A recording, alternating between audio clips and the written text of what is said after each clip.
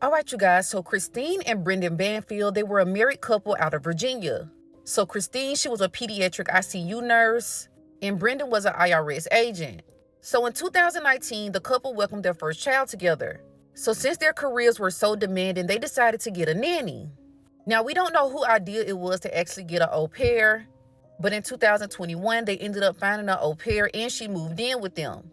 So y'all, if you don't know what an au pair is, it's basically someone from another country who comes, they move in with you, and in exchange for somewhere to stay and expenses, they basically take care of the house and the kids. So they found a woman by the name of Juliana, and she was 22 years old. She would move in with the couple in 2021, and she began to care for their young daughter. Now, everything seemed to be going great with the family. The au pair situation was going great. But in 2023, something would happen that would change this family forever. So y'all, on February 24th of 2023, the police received two 911 calls from the house of Brendan and Christine. So that first 911 call was silenced, but that second 911 call was Brendan. Now y'all, Brendan told police that somebody had broken into their home and that person had stabbed and killed his wife, Christine.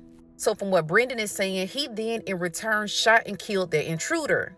So police, they arrive on the scene and they do find Christine. She is dead. They also find a man by the name of Joseph Ryan, and he's dead as well. We learned that Joseph Ryan is the alleged intruder. Now, also on the scene is Juliana. So the couple's daughter, who Juliana was watching, she was in the basement while everything was going on. No, police dropped the knife and he was saying, I'm gonna kill her, I'm gonna kill her. And I don't know, he started stabbing her. I think Brendan shot him and he asked me help to shot him too because... It's okay. So what they're telling police is Christine was at home alone. And they don't know how Joseph Ryan got into the house, but some kind of way he got into the house and he killed Christine. Juliana, who is the au pair, she then comes home and she finds Christine. Juliana had the daughter with her, so she sent her to the basement so she wouldn't see everything. And Juliana called Brendan home because Brendan had just left not long before. So Brendan makes his way back to the house and Joseph Ryan is still there. So in self-defense, he shoots him, but he doesn't die. He then tells Juliana to go retrieve another weapon, and Juliana shoots Ryan, and that's when Ryan actually dies. So from what they're saying, they were defending themselves from an intruder. So police still investigated this because something about this situation still just didn't seem right. There was little to no crime in this area, and why would he go in there and stab Christine? So as police begin their investigation, they see that there's a website that links Christine and Ryan. So Christine had joined this fetish website and Ryan was on the website. After they talked a little while on the website, in the messages, it seemed like Christine had invited Ryan to her home.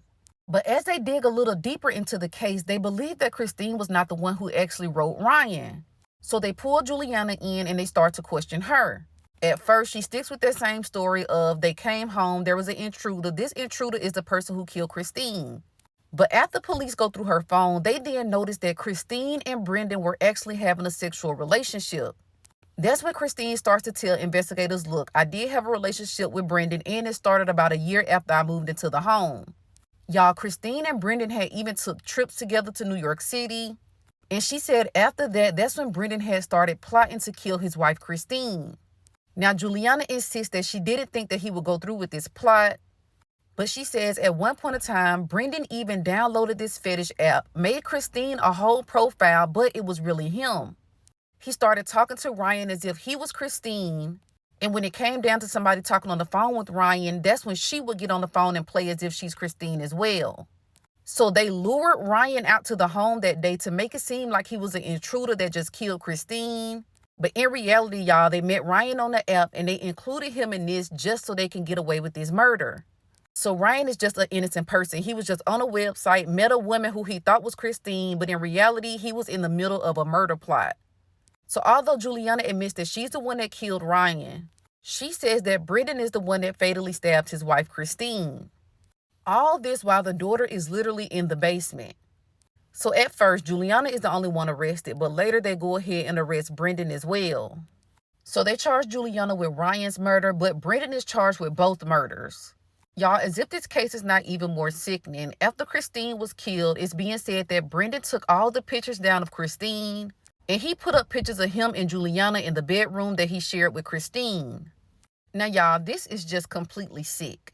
They went and got this 22-year-old nanny from another country, brought her in the home thinking she was going to help, but instead she started having an affair with the husband, and then they plotted and killed the wife. Y'all, I don't know why people don't believe in divorce no more. Why couldn't you just divorce this woman and move on with your life? This is your daughter's mother. You did all of this to be with this 22-year-old, and in the end, she sat right in the interrogation room and told police everything from top to bottom. Now, y'all, I rarely say people deserve the death penalty, but this man is sick. To not even think about the effect that this would have on your daughter. I think Juliana knew exactly what she was doing. She saw the house, she saw the car, she saw the money, and she is just as guilty as Brendan is. Now, y'all, comment below and let me know your thoughts on this case.